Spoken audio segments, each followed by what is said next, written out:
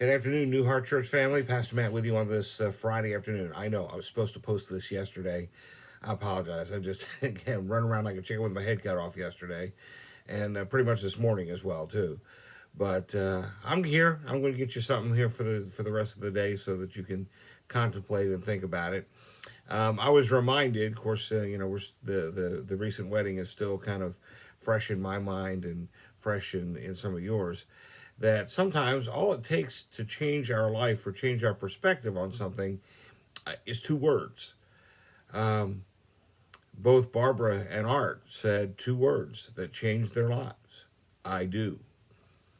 There are other two-word phrases that kind of have a different paradigm for us as well.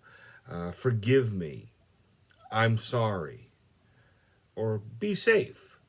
That's pretty encouraging.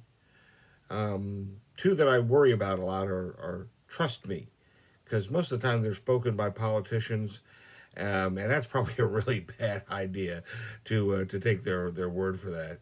But two words can have a significant impact. Here's two more words that I think would be kind of encouraging to you today.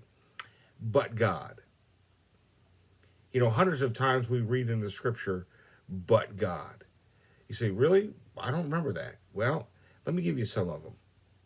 Genesis 8:1 tells us, but God remembered Noah and all the wild animals and the livestock that were with him in the ark, and he sent a wind over the earth, and the waters receded. Yeah, that's pretty good.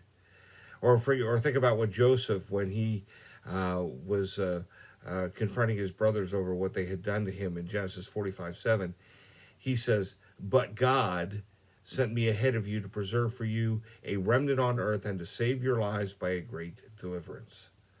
The psalmist says in Psalm 9:18, but God will never forget the needy. The hope of the afflicted will never perish. He also says in Psalm 66:19, but God has surely listened and heard my prayer. Now here's one of my favorite ones. For one will scarcely die for a righteous person, Paul writes in Romans 5:7-8, though perhaps for a good person one might even dare to die.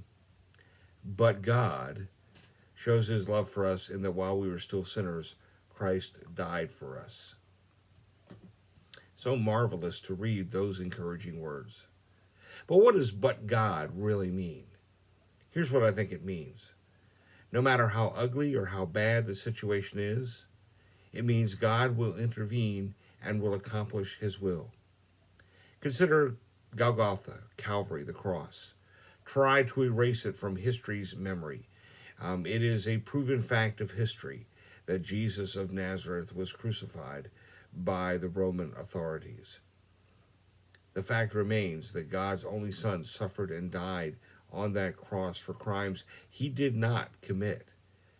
He truly died. But the story wasn't finished. God still had another chapter to write. And again, it's all tied up in that beautiful expression, but God. Here's what Peter says to the assembled mass on the day of Pentecost, speaking about Jesus. But God raised him from the dead, freeing him from the agony of death, because it was impossible for death to keep its hold on him.